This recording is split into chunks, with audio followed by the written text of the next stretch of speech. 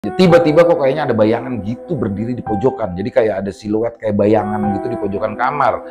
Karena takut, akhirnya aku coba tarik selimut buat nutupin sampai ke muka. Bener-bener saat itu dalam suasana yang mencekam deh. Gak berani buat nengok lagi. Gak lama kemudian kebetulan kasurku kan cukup buat 2 orang nih ya. Kok tiba-tiba kayak ada orang yang lagi tiduran di sebelah. Assalamualaikum warahmatullahi wabarakatuh. Selamat malam semuanya. Selamat datang kembali di channel kesayangan kita, Lelaki Sejati. Semoga semua teman-teman yang ada di rumah selalu dalam keadaan sehat walafiat tanpa ada kekurangan satu apapun. Amin amin ya rabbal alamin. Dan pada kesempatan kali ini kita akan mencoba membacakan satu thread yang bercerita tentang kos berhantu. Jadi pasti teman-teman juga banyak yang punya pengalaman di kos-kosannya, pengalaman horor di kos-kosannya, dan memang banyak ya cerita-cerita tentang seputar itu. Tapi kali ini gue akan menceritakan sesuatu yang agak berbeda dan cukup menarik setelah gue baca sebelumnya. Dan makanya kita memutuskan untuk membagikannya kepada teman-teman. Dan kali ini, thread kali ini berjudul Kos Berhantu adalah karangan dari Kalong, penulis yang teman-teman bisa baca juga di threadnya yang penulisnya Kalong. Kos Berhantu. Oke, sebelum kita masuk ke dalam ceritanya, sekali lagi tidak bosan-bosannya kami meminta untuk teman-teman tetap klik tombol subscribe supaya kami lebih semangat lagi dalam mengupload video-video ke depannya. Nah, langsung saja kita masuk ke dalam ceritanya. Hati-hati dalam memilih tempat kos. Jangan sampai tempat kos yang kita pilih ternyata adalah kos berhantu.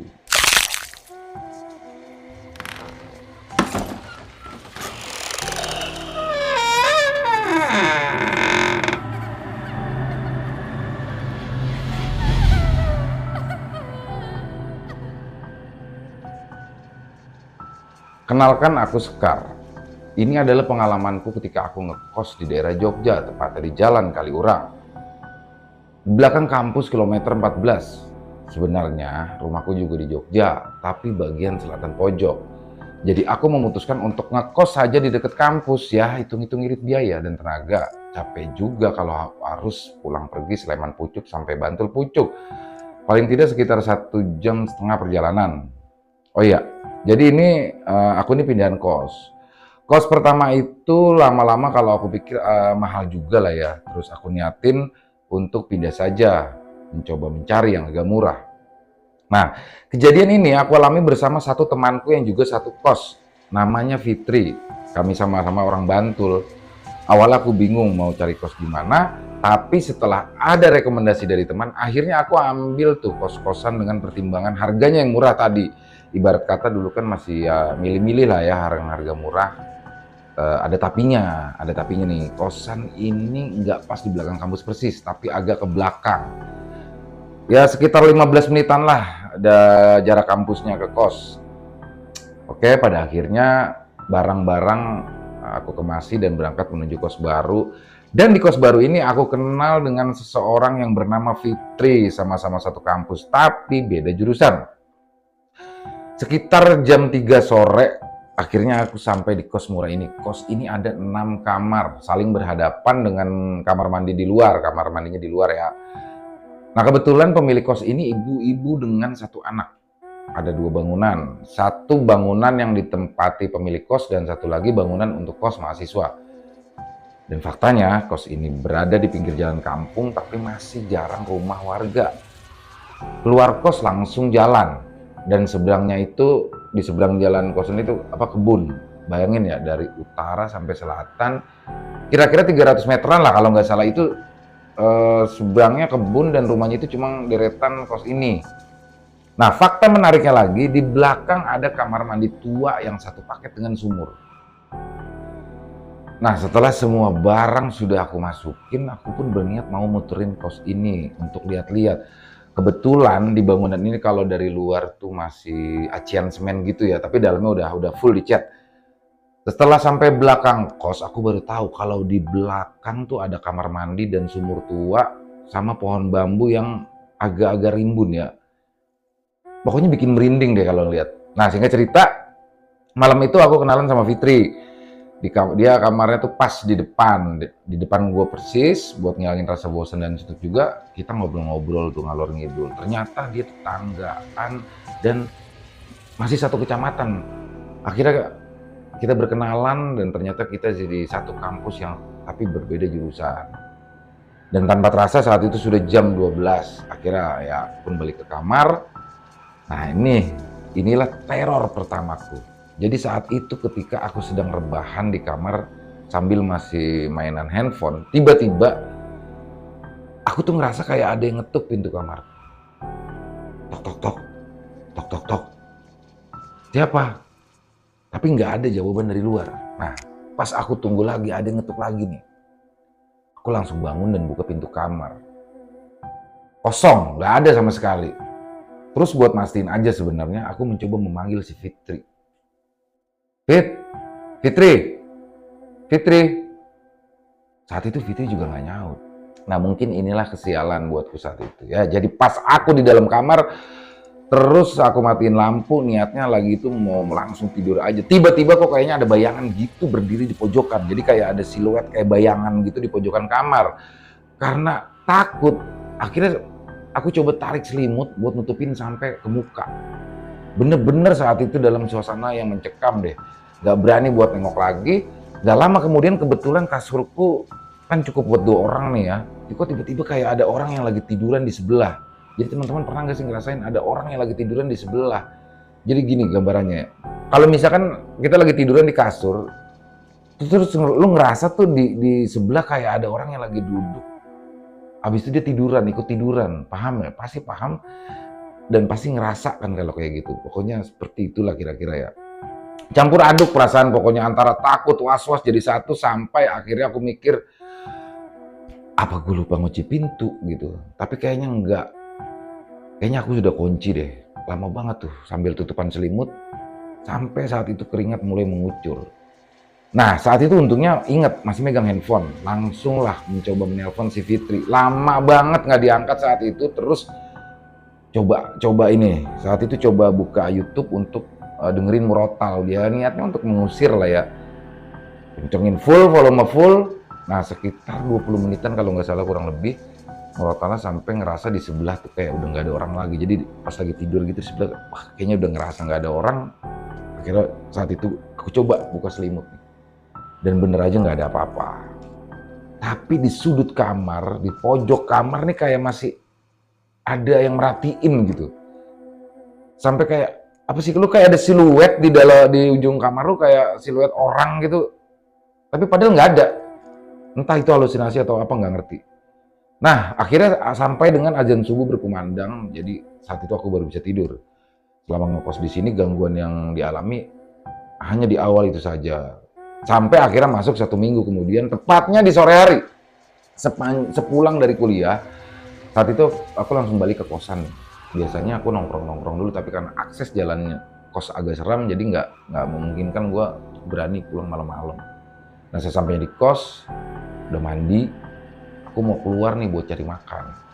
Sampai lupa tadi pas mau keluar kos, tiba-tiba hujan. Ya udah, coba nunggu di dalam kamar sambil santai. Kebetulan kamar kos di sini tuh full, tapi orang-orangnya kalau balik malam-malam semua rata-rata. Jadi di sore itu aku tuh sendirian di sore itu di kos-kosan. Awalnya sebenarnya biasa aja. Hanya sebatas kayak ada hawa-hawa aneh gitu loh. Tapi pas waktu masuk maghrib, tiba-tiba tuh mulai tuh tercium aroma khas banget antara aroma kembang sama kapur barus. Atau kamper lah ya kalau teman-teman, kapur barus atau kamper. Nah bebauan itu kalau apa ya, udah pasti deh bikin lu bakal merinding gitu. Kalau serem banget kalau diinget. Jadi sambil meresapi bebauan itu bikin gak nyaman ya. Aku langsung bangkit berusaha menghindari bau yang semakin tajam. Lalu aku nyoba keluar kamar dan mencoba duduk di ruang tamu. Nah pas tiba di ruang tamu, iseng aja liatin ke arah luar jendela. Mungkin karena keasikan liatin hujan, tanpa aku sadari ternyata suasana udah gelap. Sampai aku lupa nyalain lampu kamar dan ruang tamu. Nah pas aku jalan ke arah saklar mau nyalain lampu, tiba-tiba aku denger ada suara langkah kaki.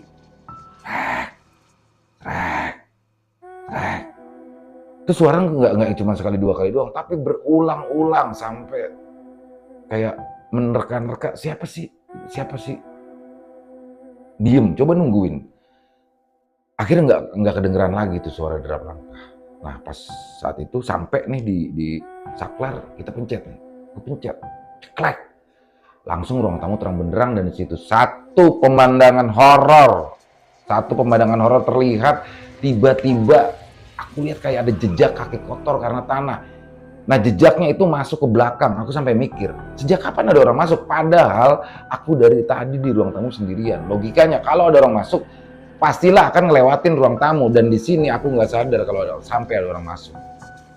Karena penasaran, aku mencoba mengikuti langkah kotor itu. Tapi belum sampai ke ujungnya, aku kembali membaui aroma khas kembang dan kapur barus yang sempat tadi tercium di kamar. Akhirnya aku memutusin untuk nggak terusin buat ngecek. Karena asli takut. Langsung balik masuk ke kamar, kembali rebahan sambil nutupin badan pakai selimut, benar-benar mencekam banget, seremnya minta ampun. Dan pas aku mencoba menenangkan diri dari arah depan lagi, pokoknya lagi-lagi dari arah depan ada suara pintu kebuka. Agak lega juga sih sebenarnya saat itu karena aku pikir penghuni kos ada yang pulang, mungkin saja Fitri. Tapi kok aneh aja, kalau ada orang masuk pasti kedengeran dong langkah kakinya. Tapi itu nggak ada suara apapun, cuma suara pintu kebuka. Oke, aku beraniin akhirnya buat cari tahu. Coba aku bangun keluar dari kamar, ternyata nggak ada siapa-siapa lagi. Bahkan motornya juga nggak ada, cuma ada motor aku doang. Udah ngerasa aneh, ganjil, akhirnya aku putusin untuk balik, untuk rebahan lagi di kamar. Ternyata baru mau buka pintu kamar, tiba-tiba terdengar ada suara perempuan nangis. Suaranya kayak kenal, kayak suara si Fitri. Fit, tok tok tok. Aku ketuk nih pintu kamar Fitri. Berkali-kali panggil Fit, tok tok tok. Nggak ada sautan sama sekali, nggak ada respon. Sebenarnya ada rasa khawatir saat itu, takut si Fitri ini kenapa-napa. Lalu aku langsung masuk rumah, masuk kamar, ambil HP dan telepon si Fitri. Kamu kenapa? Kok nangis gitu? Nangis gimana ceritanya? Aku belum balik kos, masih di kampus ini. Hah? Serius? Tung, tiba-tiba telepon putus. Pertanyaannya, siapa yang tadi nangis di kamar Fitri? Sedangkan Fitri di telepon masih di kampus. Ini asli udah nggak beres. Nah, pas saat aku berpikir seperti itu, tiba-tiba pintu kamarku diketuk. Tok tok tok tok tok tok. Mbak. Ada rasa lega juga saat itu. Saat ada suara yang manggil, langsung bergegas buka pintu kamar. Tapi lagi-lagi keanehan dirasain, nggak ada orang sama sekali sampai mataku saat itu melihat seperti ada sosok perempuan sedang duduk di ruang tamu. Siapa lagi nih? Masih mikir siapa lagi yang duduk. Akhirnya samperin buat mastiin. Pas hampir mau sampai, kecium lagi tuh aroma kembang dan kapur barus. Dan sosok itu kemudian berdiri dan langsung nengok ke belakang. Tapi nengoknya cuma kepalanya aja. Badannya masih tetep. Gitu. Jadi badan dia masih tetep nih. Tapi ini kepalanya kayak muter tuh ke belakang. Jadi berapa derajat muter. Oh my God. Saat itu aku langsung pingsan dan saat terbangun, saat itu aku sudah di dalam kamar dikerubungi oleh penghuni kos lain dan ibu kos. Saat itu aku dicoba ditanya sama mereka, kenapa sampai pingsan di ruang tamu? Tapi ya saat itu aku belum mau cerita, takut kalau yang lain nanti juga ketakutan dan akhirnya pada pindah kos. Kasihan juga kan sama ibu kosnya. Nah akhirnya sampai suasana tenang, kebetulan saat itu aku berada di kamar dan berdua sama Fitri. Dia juga sebenarnya sempat heran, kok tadi aku telepon nanyain kenapa nangis. Dia penasaran juga. Ya gimana ya, akhirnya aku ceritain lah. Nah ternyata si Fitri ini sebenarnya sudah merasakan juga kalau kos ini nggak beres. Tapi si Fitri ini tetap milih bertahan karena memang sudah nyaman dan harganya murah. Tapi Fitri juga bilang sih, kalau dia belum pernah ditampakin kayak aku tadi. Hanya sebatas suara orang nangis, suara orang jalan. Ya, tapi ya Fitri gokil juga ya masih gitu.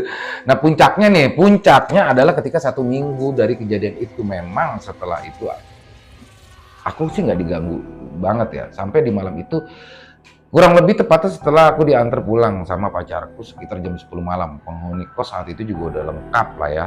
Aku masuk ke kamar cuci-cuci, nah baru saja aku rebahan, pintu kamar diketuk.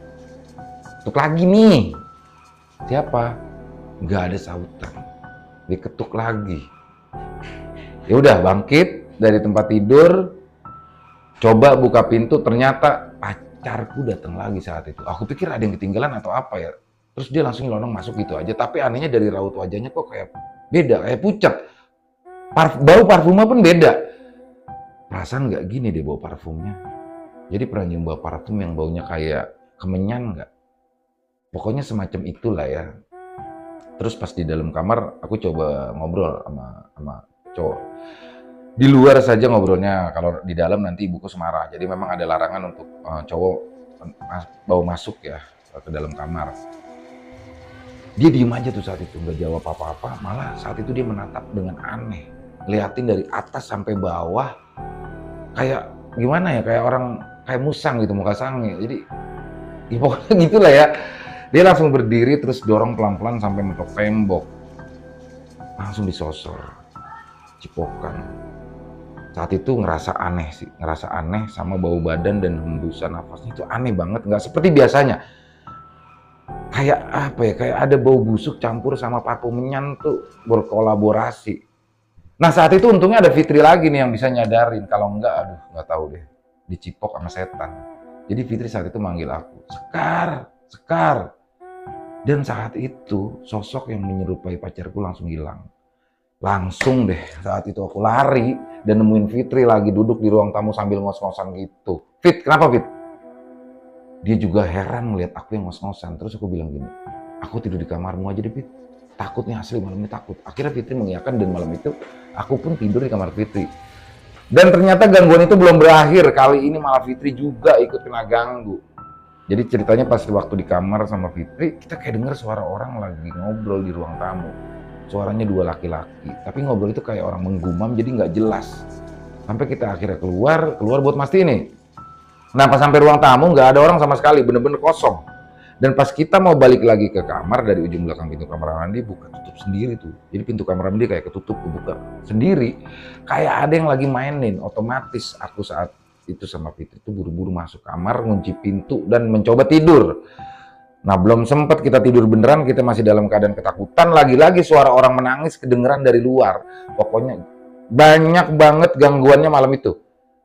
Akhirnya aku sama Fitri menyalakan kembali murotal untuk menghilangkan semua gangguan-gangguan dan berharap gangguan-gangguan itu hilang nih. Sampai akhirnya kita tertidur. Besoknya setelah balik dari kampus sekitar jam 7 malam, kebetulan akses jalan menuju kos-kosan ngelewatin kuburan juga tuh. Aduh, lengkap deh pokoknya.